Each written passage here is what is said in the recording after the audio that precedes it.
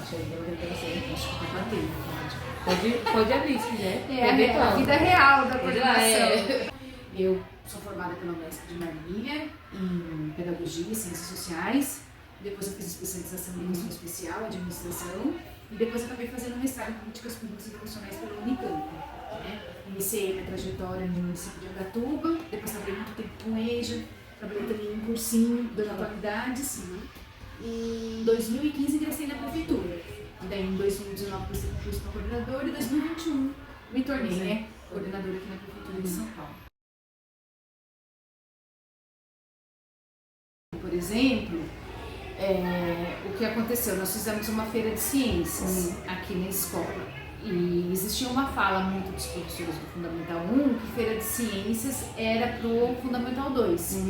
Então eu tenho, que aqui já tem um projeto que se chama Mostra e Explique, porque as crianças vão fazer esse projeto no sentido que elas vão mostrar o que elas aprenderam através de uma experiência científica. E o ano passado não foi possível, porque houve uma resistência das professoras, e este ano a gente conseguiu, né, conversando através do diálogo sempre, porque as professoras aqui da tarde são muito potentes, às vezes o fundamental tem um pouco isso, né, de achar que não é capaz, mas realmente elas já fazem esse momento na sala, e aí a gente organizou, como se fosse uma feira de ciências, né, e aí os pequenininhos deram um show, explicando o ciclo da vida, o ciclo da água, né, as transformações entre as misturas homogêneas, heterogêneas. Então acho que isso, este ano, me marcou bastante, né? Foi bem potente o trabalho das professoras e do Fundamental 1, porque é isso, o currículo da Prefeitura de São Paulo trabalha também, né? E elas trabalham, mas a forma de expor às vezes acaba deixando as professoras do Fundamental 1 segura, como se fosse só o Fundamental 2. O que a gente tem que refletir é sobre os direitos humanos, né? Igualdade e diversidade, né? É os princípios da prefeitura, na verdade, né?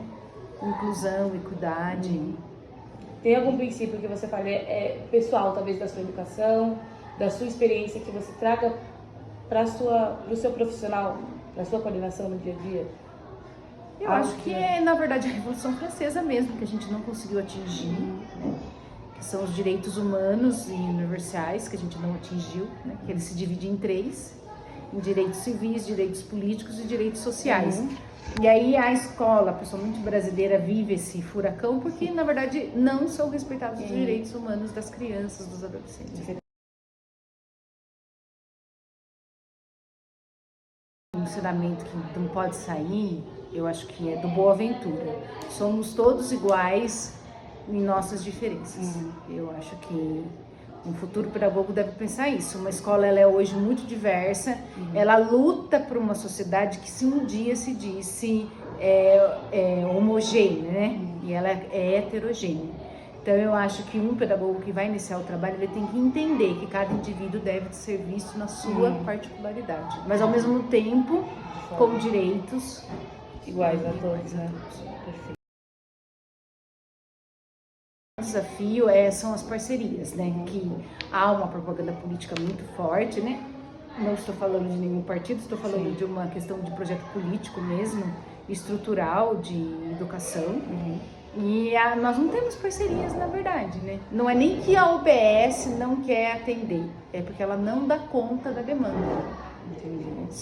Principalmente as crianças de inclusão, né? Muitos não têm óculos, com baixa visão, né? Então são várias questões aí, crianças que precisam de fone, você até a mãe leva, a UBS acolhe, mas não tem horário. Então acho que falta muita coisa, né? Porque a escola, ela funciona numa parceria. Exato. Então, na verdade, não é uma coisa que flui apenas do professor ou do aluno, né? Não. A gente tem que englobar todas essas questões para poder chegar, na verdade, até a criança, exatamente. né? Elas são muito avançadas. Tinha um professor que falava que isso é um modo muito português de fazer a Constituição. Lá tem tudo, mas na verdade, na prática, realidade, né? as coisas não acontecem da forma que deveriam acontecer. Então essa parceria entre saúde e educação, ela deveria coexistir. Ela existe, mas ela não dá conta da demanda. Entendi.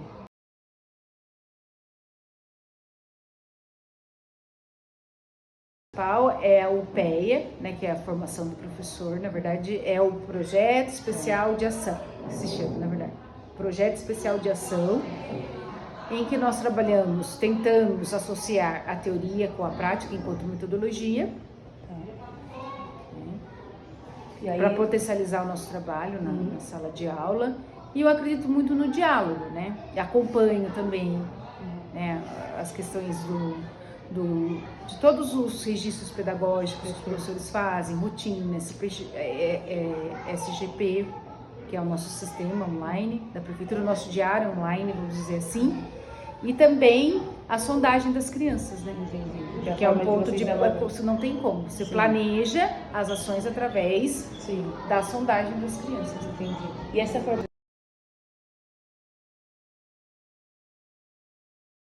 formação, que ela acontece, temos 4 reuniões pedagógicas, e além disso, os professores aqui na Prefeitura de São Paulo, eles têm HA e HL, né? Que são os professores que hora atividade. Obrigada. Então são 3 horas que eles têm acesso, principalmente os professores que não fazem GEIF, porque na prefeitura tem uma coisa que é muito complicada, principalmente para o coordenador, que nem todos os professores podem fazer GEIF. Essa escola ainda aqui é uma exceção, que a maioria acaba conseguindo fazendo. Porque se você não tem 25 aulas atribuídas em sala, você não pode fazer GEIF. Nossa, é complicado, né? Organizar.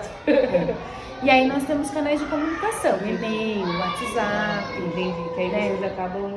Porque eu particularmente não gosto de ficar indo muito na porta do professor. Então eu prefiro pegar ele nesses momentos livres. Por exemplo, livres não, porque na verdade HA é hora atividade, é o momento que ele está aqui, mas para ele estar planejando aula, falando com a coordenação. É meio porque que se você vai ficar indo na porta, não é o objetivo. Entendi. Porque você atrapalha a aula do professor. Entendi. Ou do professor. Perfeito. Então eu não gosto de fazer isso.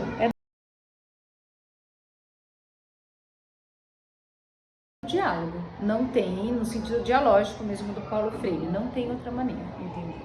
Relacionamento é sempre pelo diálogo, a conversa, tentar... não tem outra maneira. Perfeito. Perfeito. A comunicação com os pais é extremamente importante, não tem como, né? Eu acho que a dificuldade que a gente enfrenta hoje é exatamente a comunicação, né?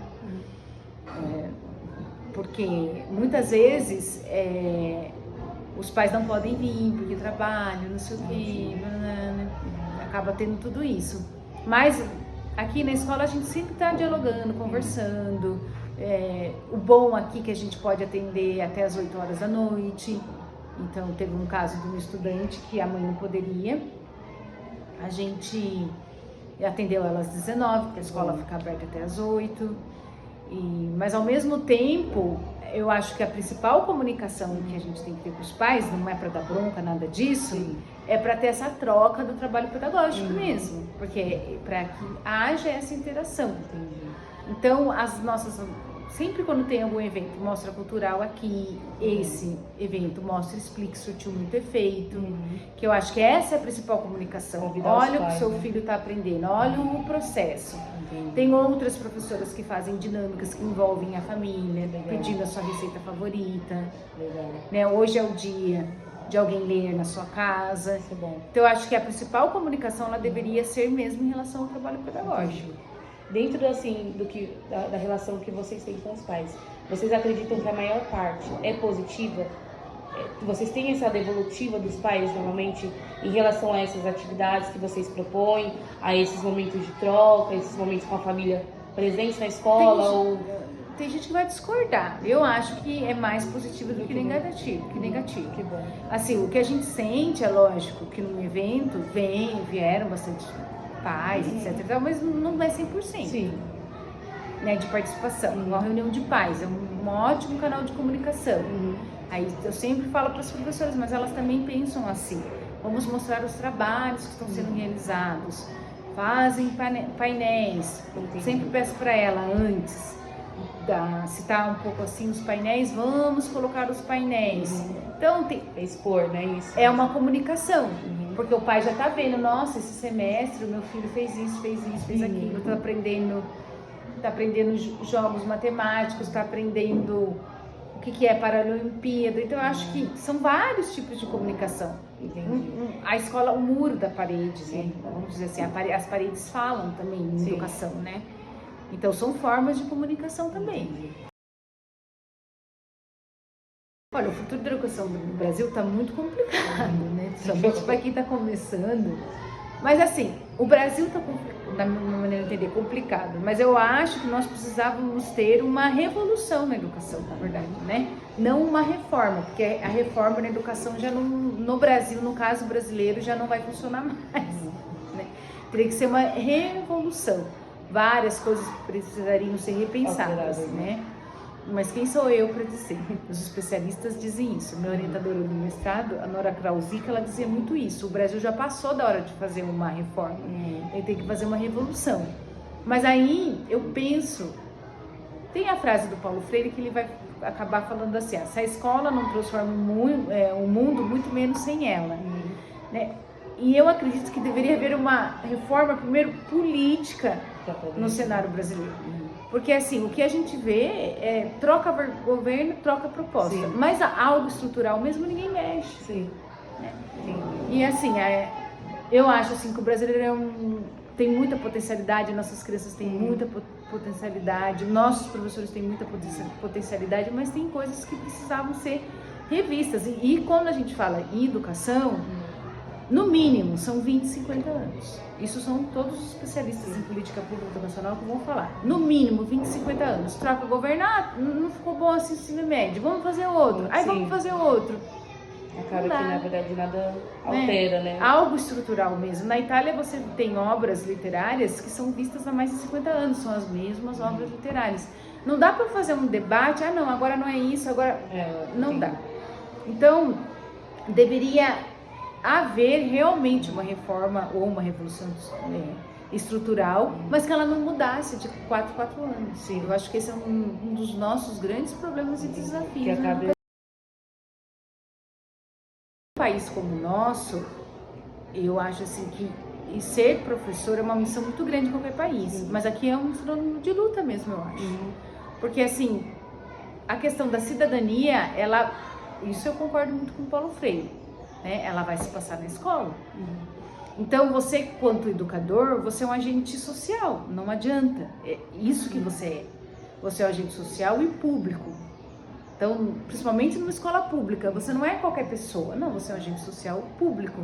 Então você está trabalhando, querendo ou não, com as novas gerações.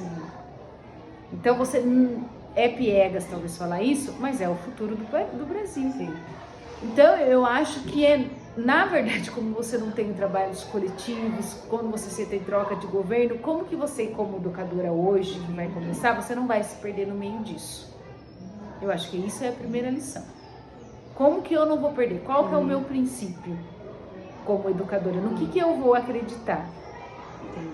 Primeiro, eu acho que, isso desde menina, que eu fiz Cefam, então eu trabalho com educação desde os 14 anos. Então, o que eu penso? Tá, vai trocar governo, isso eu não concordo com esse governo, isso, aquilo. Mas o que eu penso? Eu penso naquilo que eu falei pra você no começo.